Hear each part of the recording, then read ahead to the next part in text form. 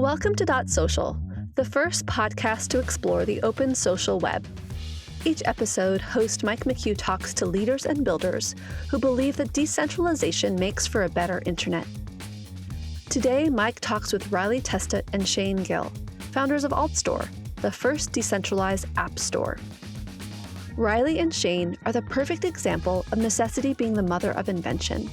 A decade ago, Apple denied the launch of their retro video game app called Delta. The experience showed them that indie app developers needed another solution, one that could bring apps to communities without Apple dictating the rules and taking a cut.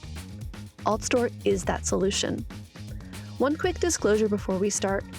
You should know that Mike sits on the board of AltStore. We hope you enjoy this conversation. I've been excited to get a chance to work with you guys, and so excited about what you're doing with the AltStore and how you've been embracing the Fediverse as a part of that, and really, looking forward to talking about all that. Maybe a good place to start is what was the inspiration for the AltStore? How did you guys get going on this idea? It all just happened organically. Is how I like to think of it. Long story short, I was in high school and I was just making apps on the side. And then I ended up making a Game Boy emulator that I could install on my friends' devices and my phones just to play old Pokemon. And I just put this random app on GitHub for other developers to install. And then it kind of turned out a lot of people wanted to play Pokemon on their phone and stuff like that. And so I was like, oh, you know what? This is a weird niche that people aren't really going after. And so what I then want to do is I wanted to make an emulator for the App Store. I wanted to get it in the App Store and make it official. And so I literally went to Apple and 10 years back in 2015, I went to WWDC and I talked to App Review and I was like, hey, can I put this emulator I'm working on in the App Store? And they were like, yeah, that'd be great. We'd love that. We just want to review the games and stuff in it, but we would love to have that app.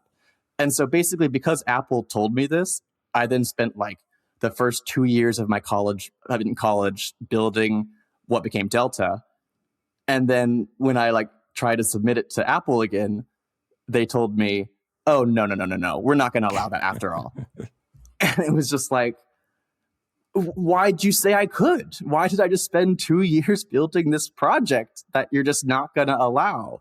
And so then long story, I was frustrated, but I had this app ready to distribute. And so I had to find some other way to do it. And that's what led to AltStore, was just trying to get this emulator out in the world somehow because I thought it should exist. And ultimately, it did get into the App Store. It did, but not till 6 years later, which maybe, Shane can go into more detail, but we had to go from this really proof of concept AltStore that could install apps onto your phone, but it was really janky, and then eventually become a real legitimate app store. And that was a whole adventure. Exactly. We had AltStore, which was this community focused side loading tool to help distribute, apps that people were sort of finding on the internet. And then suddenly we're taking notice that the EU and the European Commission are putting together legislation to say, hey, Apple, Google, that you have to allow sort of competition on your OSs, all the way down to iOS. You have to allow for competitive app stores.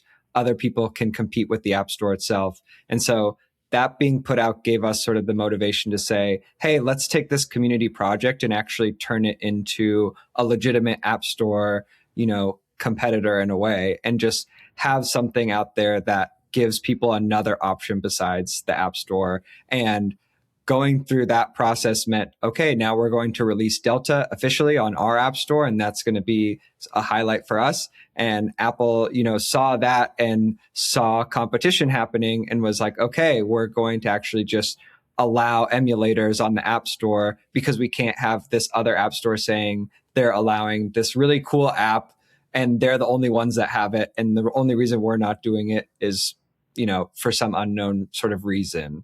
And so it was really great opportunity for us to sort of showcase the whole concept. Exactly. It proved the whole point. We're like, yeah, competition. We exist for a day. And all of a sudden, Apple changes the rules to allow emulators. And then we launched Delta in the App Store. And it becomes the #1 app in the world. And we're just like, what a concept. Like, this is what we've been saying the whole time. Yeah, so it was wild. So the existence of the AltStore ultimately is what got Apple to change their mind in allowing Delta to go into their App Store. 100%. And because they were holding us up from launching for almost 2 months. And until then they changed the App Store rules. And then the next day they allowed us to launch our App Store. And so it was like, wow, I wonder what was happening that whole time. During that time, there was this whole thing going on with Fortnite as well, right? How did that play in to how you guys were looking at all this? I think it's a good question, because we were seeing everything Fortnite was doing. And like, it was very like aligned with what we were doing, but we thought it was kind of approach it from a different angle. We thought Epic was like very much trying to go after the money. They were like trying to like just to lower the 30% fees. And we were more focused on, we think there are ideas that should exist. There are just a bunch of cool ideas and apps that are rejected that never see the light of day. But so we kind of thought we were always on different sides of this battle. But then randomly, they sent us an email one day, like a couple months after we launched AltStore, just saying, hey, we love what y'all are doing. We would love to put Fortnite on your store and like help promote y'all, because we're all on the same side here against Apple. And then that was very interesting, because at first I was very skeptical. I was like, they're our competitors. Like, objectively, they're like our biggest competitors. But it was fun because Shane even like really convinced me, like, we should like hear them out, see what they want to say. Yeah, I had just some feeling, I guess, that it was seeming like maybe that their goal, like, in, like, because we're relatively in the same space, there had to be some figuring that maybe they see this as like we're all on the same side against Apple to some degree, and like maybe they'd be willing to help us, just seeing that we're the other biggest name sort of in this alternative app store world. And so then they did come to us and said, essentially, yeah, we think that promoting alternative app stores is the biggest thing, and that a rising tide lifts all boats is like their North Star on this concept. And so they just wanted to make sure that they were doing the most for us that we could, and we would also partner with them to basically give a stamp on each other and say like, hey, we all believe in like competing against Apple and allowing for this. Like, we believe in the EC's Digital Markets Act, and we want it to succeed and prove out the concept. And so we should all just be holding hands and saying that together, and making sure everyone knows that, even though we're doing different things, or maybe have even slightly different philosophies, that at the end of the day, it still is trying to get the ability to compete against Apple as something. Yeah. I mean, you're giving developers and users choice, right? And that's a big thing to be able to provide. I mean, there are millions of apps, and they're apps. There's a few that get very well known and are readily discovered, and then there's like millions of others that just have an incredibly hard time getting discovered, right? And so it seems as though that having a healthy ecosystem around apps on iOS, having another way for those apps to get discovered in another kind of an app store seems like it would be beneficial, and Apple would be supportive of that concept, and it benefits users, benefits developers. It's not like you're competing with Apple in the sense of like, you're trying to create a completely alternative model for app distribution that is like, well, if I build an app, I want to put it in both stores, right? Ideally. Is that how you guys think about it? Yeah. Is that how Apple thinks about it? Apple thinks we're trying to steal the apps from the App Store. They think it's a zero-sum game. And we've always think that's been ridiculous, because you've nailed it. We've always viewed ourselves as an additional thing to the App Store. Like, the App Store exists, and that's a really good thing. We love the App Store. But then it results in these weird things. Like, it means certain apps don't exist, or it means just some apps are hard to be discovered just by the nature of the App Store. So we view AltStore as, hey, you can put an app that if you can't get in the App Store, put it in AltStore. Or if you just want additional exposure, put it in AltStore, because like our users are like a slightly different crowd. They're slightly more technical. They're people who are really excited about trying out like indie apps. Like, that's actually one of my favorite things is we've got to see some like complete indies make popular apps on AltStore because they've made a certain, like there's one of our most popular developers, Sizik. They have like a bunch of apps that like let you replace the camera control to open the Notes app, or you can change the Siri button to open not Siri, like little stuff like that. But then Apple does not promote that in the App Store. They hate it because they're like, we don't want people to do this. But we're like, this is so cool. And so then people are finding these apps in AltStore, and then the developers getting well known just for making these fun little, like just cool utilities that should exist. The analogy I've found that I like to use that works pretty well is comparing, like, I mean, ironically, but there's Spotify for people, or, like a traditional music streamer for bigger artists who, they have to go through the proper distribution channels and kind of, get their songs approved for streaming, right? And those go out there. But then there's also SoundCloud, where people can just hit upload, and it immediately uploads whatever file that they have. And it's more for just sharing ideas around to everybody who's sort of interested in music. And Spotify or any of the streamers are smart enough to realize that SoundCloud adds to music as a whole, like it helps improve the whole ecosystem as a whole. And so, and that there is a place for both to exist because they serve sort of different purposes, even though you can just stream music, right? So I feel we're doing a similar thing of saying we're trying to get closer to that internet model of like, here's the stuff that people just want to sort of upload and people can find it, and it can be showcased in a different way as like fun internet projects and ideas that people are trying. And then the App Store can keep doing their like official business. People have, LLCs tied to these apps, and like they're doing all the proper channels stuff, like, and both can do their thing, and it improves the ecosystem overall. And I think that that's kind of what we see ourselves as doing with AltStore. Yeah. So if you're an indie developer, you have an idea for an app. Writing that app is one thing. Getting that app distributed and discovered is a whole other thing. And if you look at putting it into the Apple App Store, how much lift is that compared to like putting it into the AltStore? There's a lot, because it like Apple really expects that every piece of software that goes to the App Store is like a final, complete product. And that makes sense for like products, but there's so many pieces of software that don't fulfill that, like that are really like thrown together in a weekend, that don't have a full business model and stuff. But then Apple doesn't want that stuff. And so there's this huge gap from building the app to then, oh, it's good enough for the App Store. And that's also why we see Test Flight has become like this weird middle ground. It's because like people just want to put their apps out there, but it's not, Apple won't allow it for the App Store because of they have quality control reasons, which is something they could do, but then it means nothing can exist on the platform unless it's up to that. And so it's really a chicken and egg situation where like people just want to put something out there, validate the idea, and then improve on it. But Apple's like, no, build the entire app first. Then we'll decide if it should be even allowed or not. But it's just like a huge barrier for entry, just if you just want to make something for fun. And I mean, we've absolutely seen this with especially the rise in like AI coding tools, like giving people the ability to feel like that they can put something together very quickly. And then they're running into the App Store and realizing that the submission process is actually like going to be the hardest part of getting their app out to people. And I think that especially seeing that sort of disparity happen in real time of like, oh, I put this together really quickly and it's like technically working, and I kind of want to share this idea, and then realizing that to submit it to the App Store is a whole process in itself, on top of needing to pay the developer fee and like going through that whole ordeal. And I think having that disparity has really shown that like, oh, maybe not everything is like built for the App Store, because there's some things that really just need to be uploaded with all the basics, and saying like, hey, this is just like my test app, like you could try it out, and people will mess around with it if they want, and it doesn't have to be a complete like idea just yet. It can just be the first steps towards something.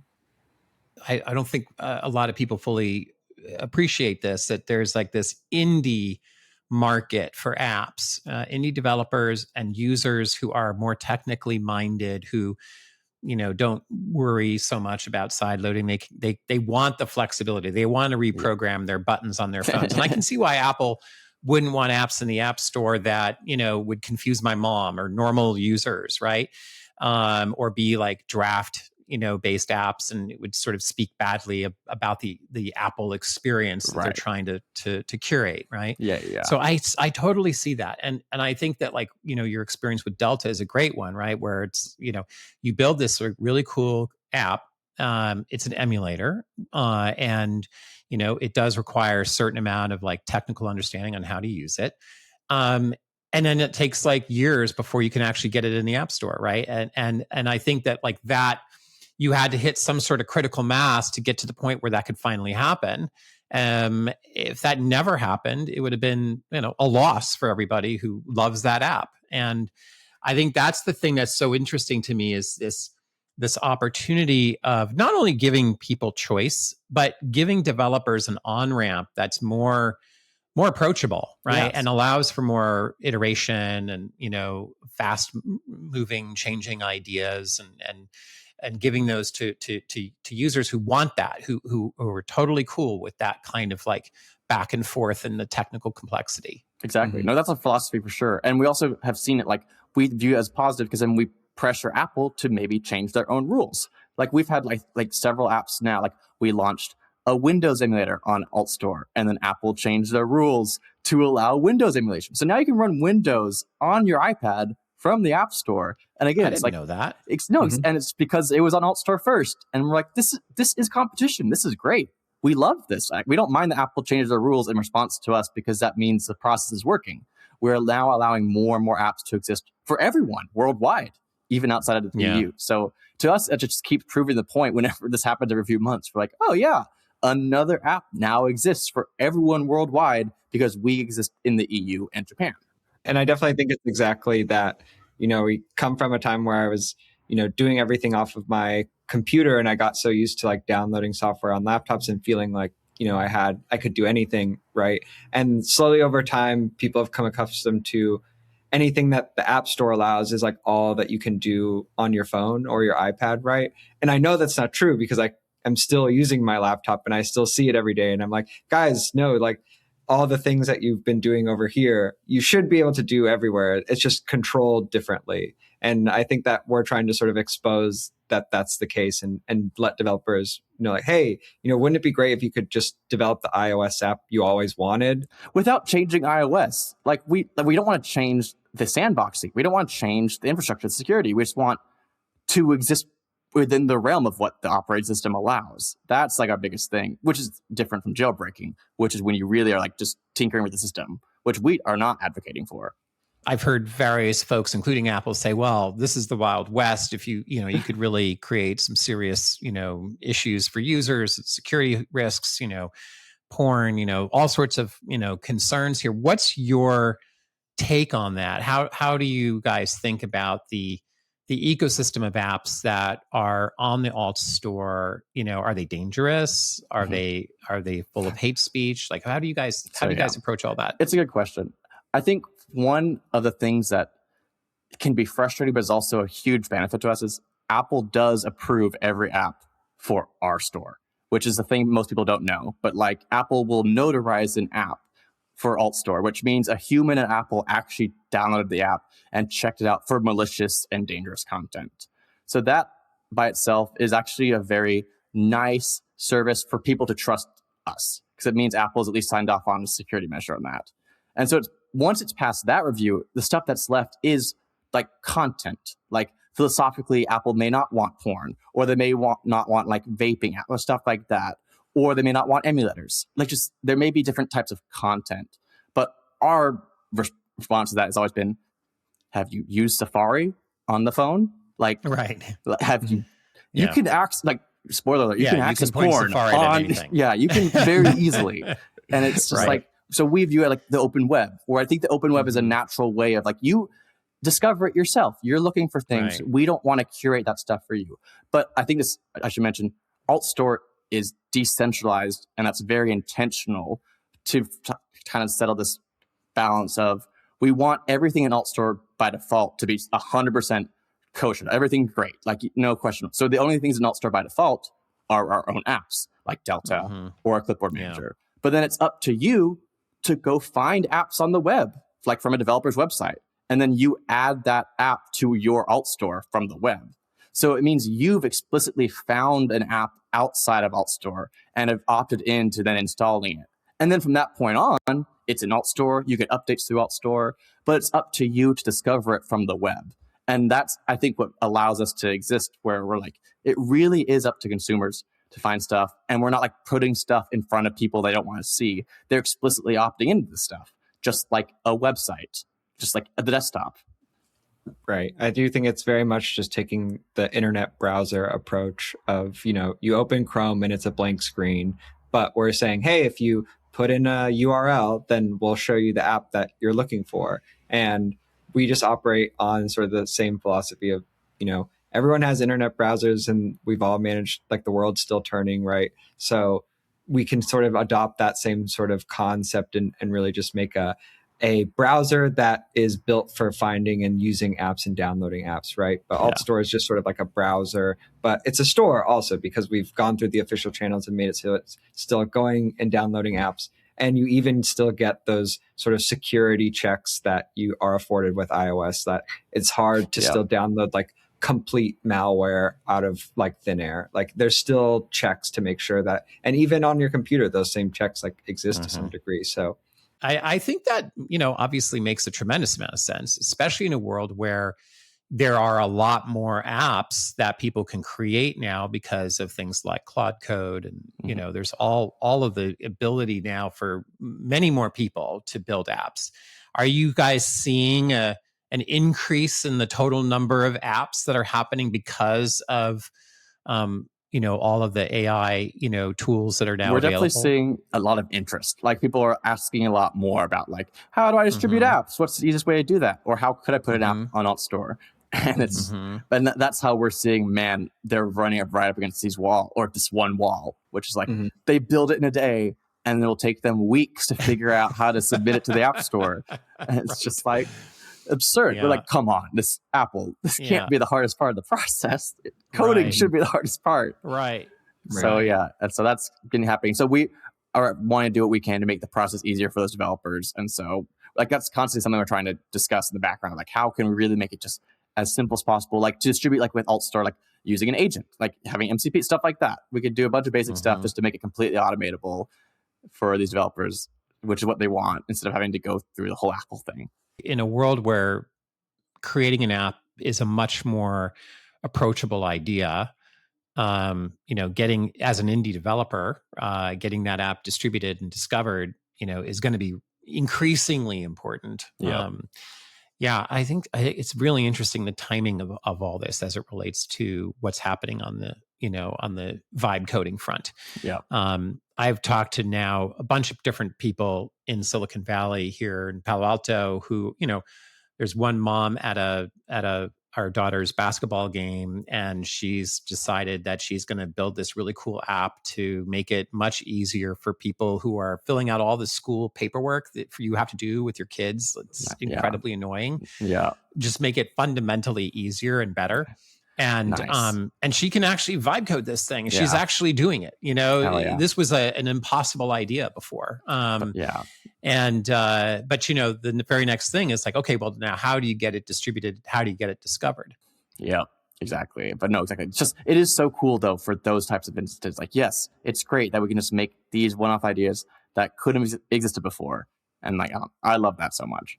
Yeah, and especially that it's these younger developers too, who may be like running in sort of to the realities of the world, and there's like, I thought of this. I'm just sort of having fun. Can I please like put this out to my friends? And like, I think that concept really highlights like why something like AltStore needs. Like, if you were trying to send an app to your friends, going through the whole App Store process seems completely absurd at that point. You're like, this is really just for the people at my school. Like, that's all it's for. And even something like test flight still kind of hard to set up. People have to it's just not meant it for is that. Yeah, there's a tremendous amount of friction of like creating an app and getting it into the hands of someone else. You mentioned that the AltStore is built in this sort of decentralized model. One of the things that I've been particularly excited about is the work you guys have been doing in the Fediverse, which is why I ended up joining your board, in full disclosure. Great to have you. I think what you're doing here to not just create an on-ramp for these indie developers, but also to sort of recast how discovery happens and how communities can be built around these apps. Tell us a little bit about, like, how did you think about this idea of integrating the Fediverse into the AltStore to begin with, and where are you taking that? Yeah, no, that's great, because I love what we're doing so much for the Fediverse, because it really solves so many things for us all at once. And it just, when we basically, long story, I love Twitter. Twitter was like my favorite service in the world, my favorite app. I use Tweetbot, but I was on Twitter. And then Elon took over Twitter, and then all of the developers I followed left. I hated the content on there. And so that was like, okay, fine. Switched to Mastodon, and just immediately like loved the ideas off the bat. Like the people there are great. But then like the longer we were there, the more clear it became to us, there are so many parallels with what we're doing and the Fediverse. Like, we're decentralized. The Fediverse, very decentralized. We have very ideas about taking back power from big tech. Very similar stuff with Fediverse. And so we always were aligned on that. And then it kind of just was like a eureka moment that we could use the Fediverse to actually solve discoverability in what we thought was a very novel way. It was kind of like the eureka moment. So specifically it was, yes, AltStore is very decentralized. But so that means you have to find all these apps yourself. It means you have to go out on the web and find them, which is kind of how the App Store works, but people do want to have a better system than that. And so we kind of realized, what if we made our own like ActivityPub server where you could optionally choose to federate your apps to? Like if you have an app on AltStore, you could opt into what we call discoverability, kind of following Mastodon's precedent of like, by default, you don't want it discoverable, but if you want to opt into being searchable, you can. We were like, what if we made it so that all developers could opt into being on our Mastodon server, and then on our Mastodon server, or ActivityPub server, you could then view all the apps on AltStore. You can view all the app updates on AltStore. You can view all the news alerts in AltStore. Basically, we're taking all the stuff in AltStore and making it so that you could view it from the web. And we're like, well, this is perfect, because that was such a chicken and egg problem in the first place. Was all this stuff was in AltStore, but people wanted to know what apps were in AltStore, and we had to install it, but then you could only install it in the EU or Japan. And so this allowed us to just go to a website. You can now see, like, basically just like that, by hooking up your apps to the Fediverse through AltStore. Now all of your apps are discoverable. They have their own accounts. You can follow apps and app updates. And then it's just like, that was like the basis. And then it just grew from there. Because like now you can like apps in AltStore with like your Mastodon account or Blue Sky account. And there's a bunch of cool stuff like that. Yeah, I think we really saw, and especially because, Delta and GBA for iOS before that really got big from there being a Twitter presence, right? And being able to share on social. And we still see that in a lot of our theory with AltStore has been people don't necessarily find, like they don't go to the App Store and just see what's happening there. They hear about it online on social media. And we wanted to take that, and then we see what's happening with the social web, and that Mastodon is announcing this product where they will help like us build a server. And we think, okay, well, what if when people, put out app updates, they put out a new app, they put out a notification, what if we could federate those so that they would just automatically be dispersed to people across like the entire social web? So, because we're seeing that, you can follow from anywhere you want, and you can see all these feeds. And we just thought, it'd be great if we could sort of recreate this concept that we loved from, viral apps on Twitter, but made it like fit sort of the decentralized model in this new age way of thinking. And we could automate this for these indie devs who are just kind of getting started. And it's like, hey, we're already making social media posts for you if you just like release your app, and now they can be shared and people could find it easier. And all you have to do is sort of do the stuff you're doing on AltStore, and all this social interaction discoverability just happens automatically for you if you want. I think that's like the key as well. It's like, we're talking a lot about how it technically works, but what I'm most excited about how much of this really is abstracted away from the actual user using AltStore. Like from the average consumer's perspective, they're in AltStore, they see an app, they can like the app, they just one button tap. And then behind the scenes, it goes to ActivityPub, and like we record it, and then we also bridge to Blue Sky. But to them, it's just, you can like apps. or it can like this news alert, or sometimes in their feed in like Blue Sky or something, they'll just see an app update appear and they just won't have to think about it. And that's why I love it. It's like they're just going to see apps outside of AltStore, and then in AltStore they can now have a whole social layer, and we're going to have the ability to comment on apps in AltStore, which then you could also comment from like Mastodon or Blue Sky or Threads even. And so it's just really cool when you see it all in one place. Like in AltStore, you can view all likes on an app, and it tells you this is from Blue Sky, this is from Threads, this is from Mastodon. And so it's just really cool to see it come together without being so in people's face of like how technical it is. Right. And that's crucial. I mean, the App Store is inherently, it has people involved. People leave reviews, and they rate the app. And that's important and vital to, knowing whether I should download an app, right? And so it makes perfect sense to just have that be the social web rather than creating a completely new sort of walled garden, and I have to sign up and create an account to leave a review and, blah, blah, blah, right? Because on the App Store, you wouldn't necessarily know the developer like that's presented to you as it is in the App Store, but it's nicer if it was just presenting sort of their Fediverse profile, their Mastodon profile, right? And you go, oh, I know this person from Mastodon, like they're the developer of this app. Like that's kind of the connection we see happening all the time, and we're just trying to make that push that forward, make it obvious, like that's the connection that's happening. That's incredible.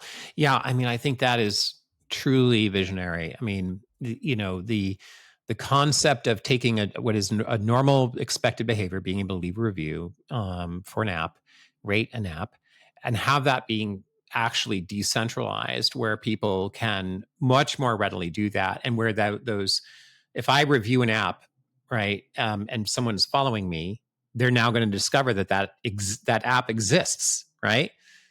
And that's a huge part of discovery that like people, whereas if I leave a review in the App Store, the only people who see it in the Apple App Store is the people who are looking at that app. Exactly. Right? They're already looking at the reviews. And they don't know it's necessarily me that left that review, right? Mm-hmm. Yeah. No, exactly. Yeah. That's exactly it.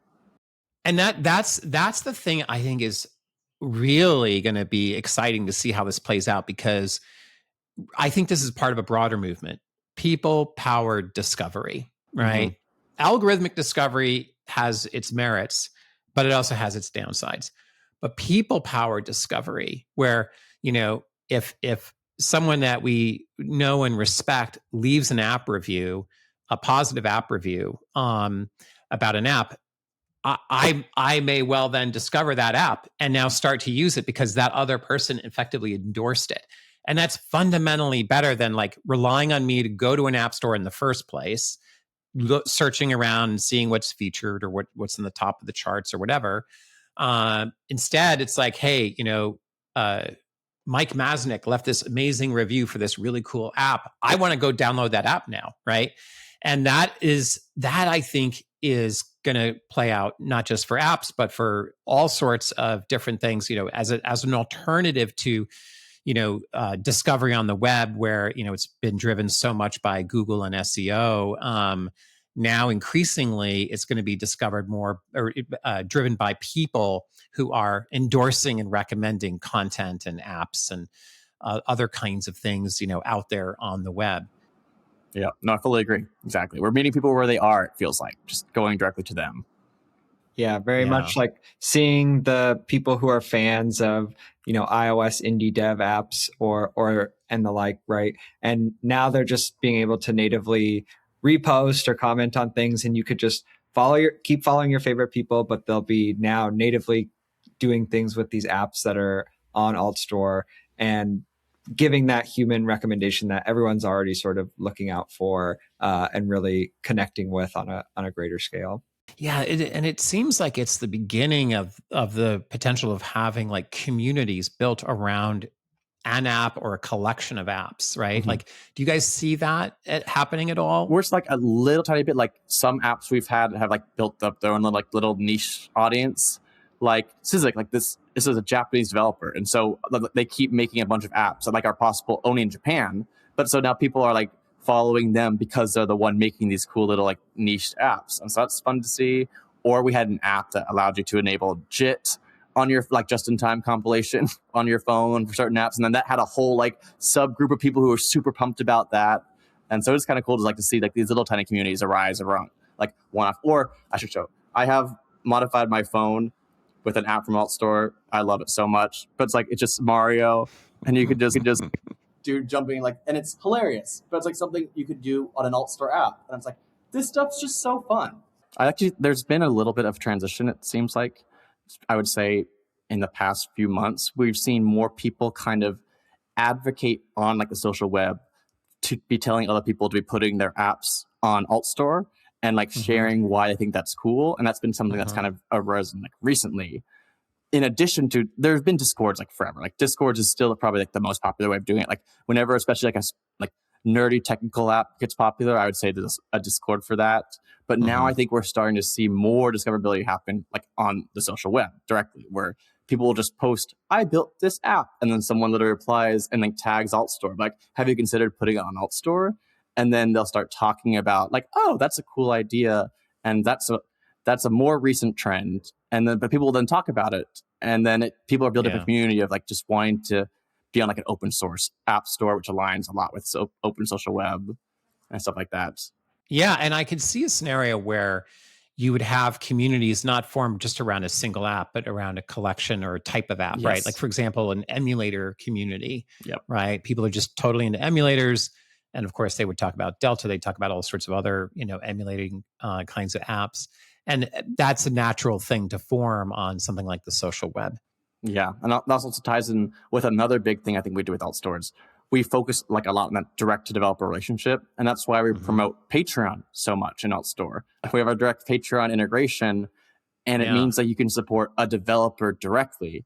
And then if you support a developer, you get access like to all of their apps. So it's not like this one-to-one transaction. It's I want to support directly donate to a developer I like that I've already followed. And then that gives me like some nice little benefits. But most importantly, it means you're really supporting the developer. You're not paying for the product.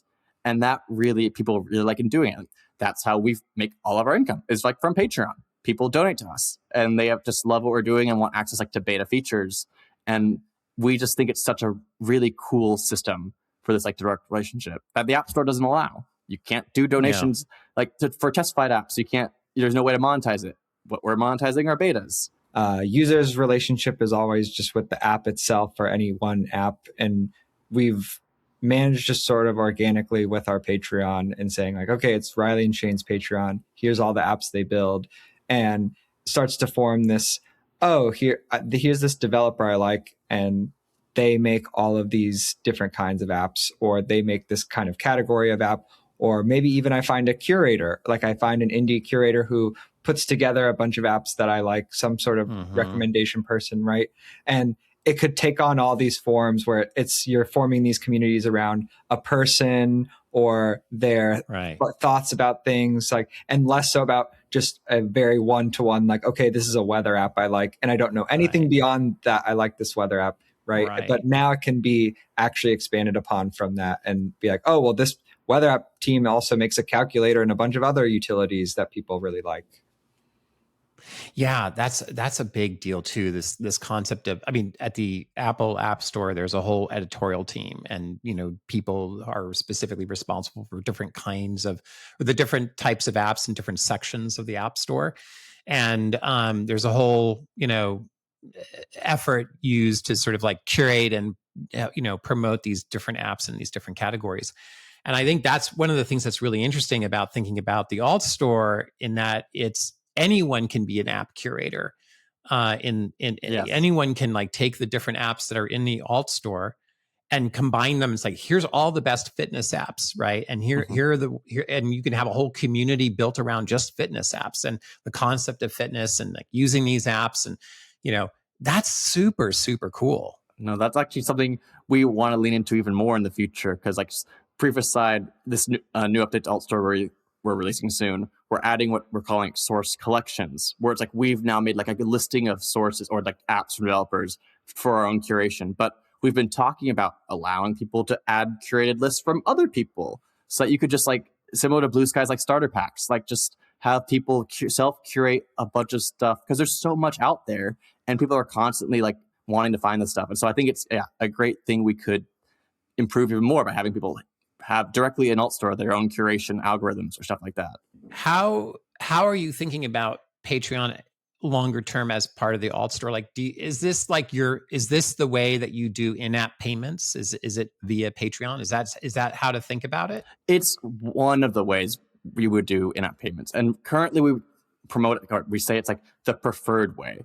Because right now in AltStore, you can do whatever you want in the app. You can do whatever payment system you want. We don't take any commission of that. But in AltStore itself, we do have automatic Patreon integration. So we're kind of right now pitching as, hey, if you want something that's just no like frills, just simple to use, just connect a Patreon account. We'll make it work. But if you want to build your own payment system, go ahead. You have to build your own payment system, but then do it. But then we do want to bridge that gap in the near future and offer our own like payment SDK similar to like the App Store, because we know that's like, if you're already in the App Store and you have like some subscription mechanism, you don't want to replicate that just to be an AltStore. And so we want to offer something just to make that easy, but it will always be optional. So you can always do it yourself if you want to. But that I think is the missing piece, is that we do want something that's like simple to use as like StoreKit, where you can have like a shared payment system in AltStore if you want to use it. But, I see. But like for Epic, they'll always do their own thing and have their own reporting system, and that's fine. It's like the web. And the reason that we, started with Patreon is just that they fit the mold of what we're doing. And of course, like we had already been using them before we even, launched any payment options up front in AltStore. And it's just another tie-in sort of to what we're doing, right? Of we believe Patreon sort of promoted this developer relationship, direct relationships with the creators and the consumers. And so it was just a natural fit for us to sort of promote that idea of, hey, if you come to us, you can do this thing that you can't do on the App Store. You can't have your Patreon out there for people to sign up from the App Store to like download an app, right? And we just wanted to showcase that, hey, there's this other way that things could be done in general. And then it also happens to open up these other benefits. You can have a Discord through your Patreon. Yeah. You can chat directly with users through like Patreon's portal. And we were just saying like, maybe people will want to use these other tools, these other community building tools to have people like, that's where they buy in. That's where the interaction starts. Like one of the biggest ones, like you can offer refunds through Patreon. You can't do that in the App Store. As a developer, you cannot give a refund to your customer. You have to ask your customer to ask Apple, pretty please, can I get a refund? And it's absurd. Versus on Patreon, someone says, oh, I signed up, I'm not really a fan. And we're like, sure, no worries, refund. And it's just like, let us just have it's so simple, but man, like it's kind of wild finally not being inside of Apple's control for everything. And then going back to Apple, like, oh my God, there's just so many things you take for granted outside of the Apple App Store walls in a weird way. Yeah. I think, by the way, also full disclosure, I'm also on the board of Patreon. So I'm very excited that you guys have built around Patreon. Patreon has this vibe of, it's all about how indie artists, indie creators, indie developers can support their work and can actually make a living building, creating things that other people love. And so everything about Patreon is set up for that. And I think that's, it's so exciting to see how that's being used. Of course, Mastodon, that's a big way that people support Mastodon is through Patreon. And that was one of the things that got me excited about Patreon, joining the Patreon board, because, I see a connection there with the social web and how ultimately there could be, more discovery on the social web for these independent artists, creators, developers. Yeah. So I think it's really cool to see the pieces of a next generation ecosystem for these independent developers starting to come together with how you guys are thinking about this. One of the things I love about what you've done is that you didn't just build it all yourself. Like, here's just another clone of the App Store. You're like thought it through of like, okay, where can we add value? Where does the social web add value? How can other people be curating? How can we integrate other forms of payment systems that are, more developer friendly, and building not just an app like for the AltStore, but creating a movement, an overall ecosystem. And that's super exciting. Oh, thank you for saying that. Because it is something we kind of are trying really hard to do, because we think this is bigger than AltStore. This is like software freedom. It's just like we just want to have developers be able to put their ideas out in the world. We think the mobile economy is just really boring right now. We just want to get more ideas flowing and focus on that stuff. Yeah, I think it really helped that from the onset, AltStore had to be built with, okay, how is this? How can this be different than the App Store? Because that was the only way it could exist for so long. And so from that has spurred all of these, unique quirks that tied us into other communities that are online. And I think building out from that, just naturally, it was like, okay, well, how do we serve the audience that we serve? And that led us down different paths because we were just already on these kinds of roads, right? It feels like, you are decentralizing the innovation. You're allowing more people to innovate and to do creative things with apps that otherwise wouldn't have happened. Yeah, that's our entire philosophy. It's like the original App Store. What made it what it was so incredible was those indie developers who were there day one, the beer drinking app, Doodle Jump. That's what made the iPhone app. Yeah, exactly. And we've lost sight of that. And so our entire thesis for everything is that bring the indies, give them the power. They have the power to make the platform cool. And so, we just want to give indies power. What is your relationship with Apple like now? Are you guys mortal enemies? Are you, are you friends? How is it complicated? It's a good frenemy situation. We really tried to be super aligned with them when we started all this. Like when we launched AltStore Pal officially, we're trying to be like, we want to coexist with Apple. We don't want to piss them off. We just want to be the extra app store.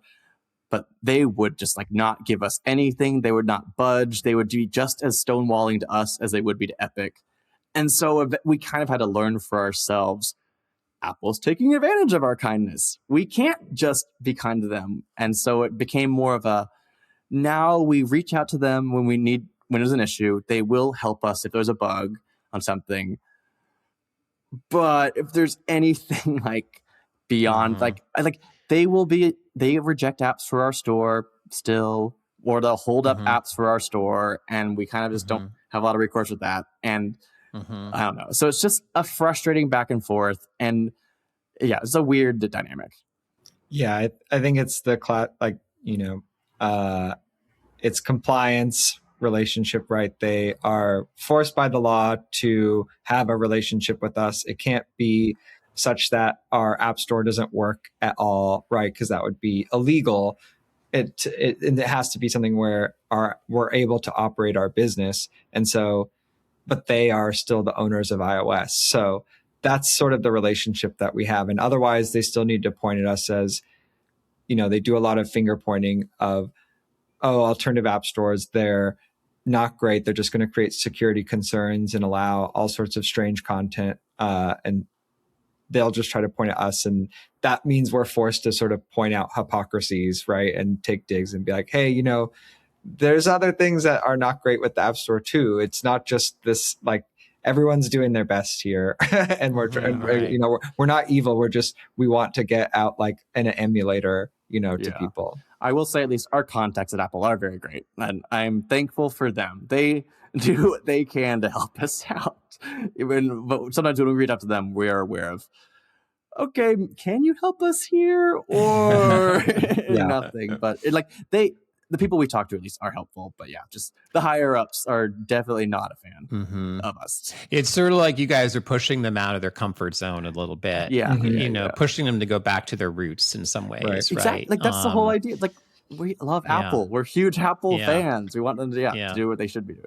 It's a good kind of corporate lesson. How can you help encourage those indie developers in ways that allow them to push apps out there faster with less friction, without all the overhead, and embrace what you guys are doing, right? And it seems like they sort of kind of are, begrudgingly, partly because of regulatory pressure.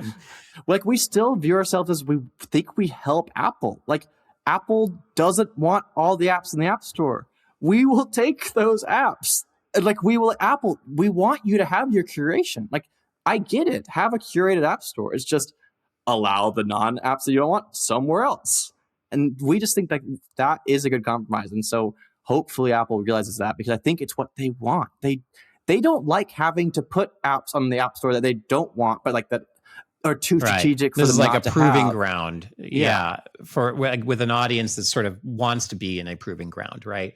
Yeah. It's this kind of one size fits all model that I think creates those kinds of, pressures where they don't want to have like the unpredictable apps. Yeah. And also like politically, like the ICE apps. I don't think Apple wanted to remove all these ICE detecting location apps, but they're the choke point. So because they're the only ones, the government has that power. When we're like, Apple, I feel like you would also want them to exist, even if it wasn't in the app. Like, there are aligned incentives, but yes, they have to realize that, I think. Yeah, that's another fantastic point. The political pressure on something like an app store, which is highly centralized, is immense. And it's not just the U.S., it's China, it's other places as well, and that is a very powerful component of how the app store and how apps come to exist in the world. And there's going to be political pressure on some of these apps for sure. Oh yeah. Well, as you guys look to the future here, this year, let's say, what are some of the big things you see on the horizon for the AltStore and this whole indie app ecosystem? I would say I really see the Fediverse really growing into its own, open, like the social web growing into a huge part of the AltStore story this year. Because it's like, we've been wanting to do this for so long, and we've had been working on it, and we're finally going to release the final version of it. And I think we're going to see that. I don't know how it's going to go, but I just think that's going to lead to so much more this year. I think we're going to find so many more apps that we didn't find before, because people will be excited to put Fediverse apps on AltStore, because AltStore is federated. It'd be cool to make a Fediverse app and put it also on AltStore. So I think that'll be a significant movement this year, is really embracing the social web. And I think that will tie in nicely with our expansion into new countries. Oh, yeah. As the laws change in more places, we had Japan at the end of last year as the first country after the EU. And I think tying in this social web element with the expansion into new areas means a dynamic sort of sharing of what's going on in this space, and the conversation around, an actual alternative to the App Store. A lot of people just haven't even really conceptualized it. We found out even people in the EU don't know that this law was passed, right? And so I think it's really just about the organic marketing of it until it keeps expanding and then reaches a boiling point, and more people are aware of this idea and are just going and trying it out just because it's something interesting to do. Yeah, it's interesting because you would think that Apple, they're continually getting regulatory pressure around being, a monopoly of some kind, one way or another for apps. This would lessen that pressure, right? Rather than having the, government come up with some concept of breaking up Apple or something weird like that, which, would have mixed success probably. That would be not great. No, yeah. Right. Instead, figure out a way to have this ecosystem more opened up. Right. Mm-hmm. And just that alone, I think, would take a lot of the pressure, it seems to me, regulatory pressure off of Apple. So it feels like, as we continue to sort of see all these indie app developers who are building vibe coding apps, and there's, the social web starts to take off with what you guys are doing.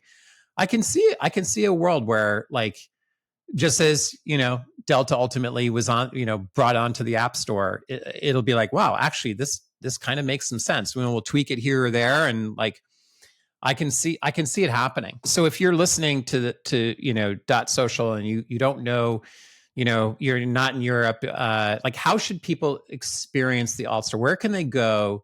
That's a good question.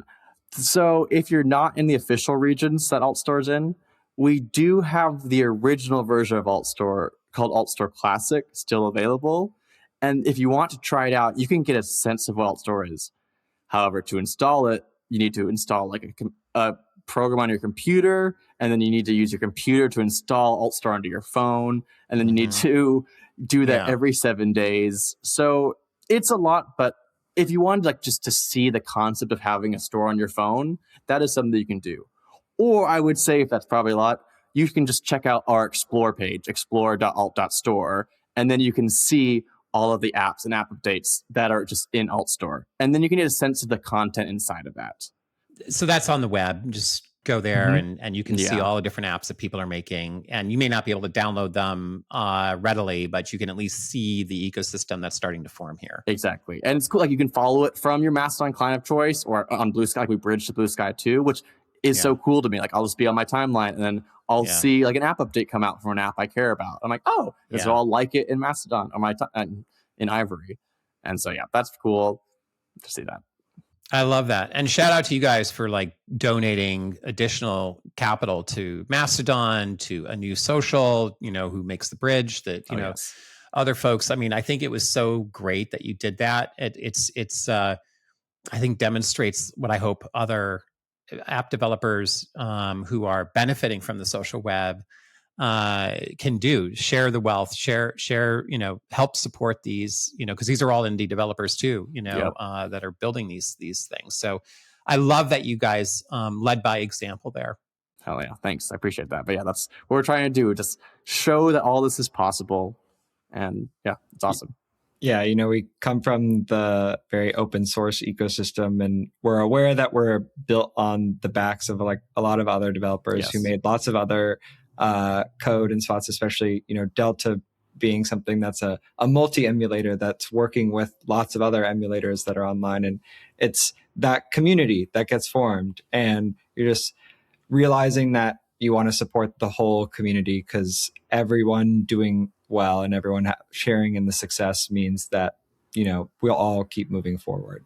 I just love that you guys have been doing this. You're pushing the world forward in a way that I think Steve Jobs would be proud of, honestly. And I think what you guys are doing to help indie developers, to help the social web, to help create, new models for payment and people being able to make a living building what they love that other people love. I mean, this is what it's all about. And you're right at the heart of it. I'm so excited that we got a chance to talk today. And anything else any other place you want to point folks to before we wrap? If you're in the EU or Japan, you can just download AltStore from our website, altstore.io. And try it out. Let us know what you think of it. It's really cool to hear from people who are like playing around with it, because people have a lot of cool ideas of what an app store should be. And that's kind of what we want to be focused on. It's just building up what people want in our product.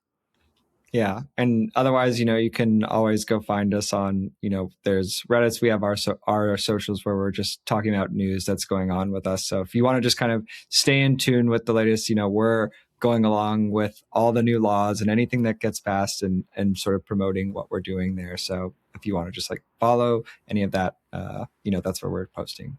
You guys are building the future, man. And it's very cool to be collaborating with you guys as part of the ecosystem. And well done, man. Well done. Thanks for everything you're doing, and thanks for being on .social. Well, thanks so much for listening. You can learn more and connect with Riley and Shane at altstore.io. Big thanks to our editors, Rosanna Caban and Anne Lay. If you're interested in this podcast, you might want to check out surf.social/discover to explore thousands of community feeds being built on the open social web. Until next time, we'll see you in the Fediverse.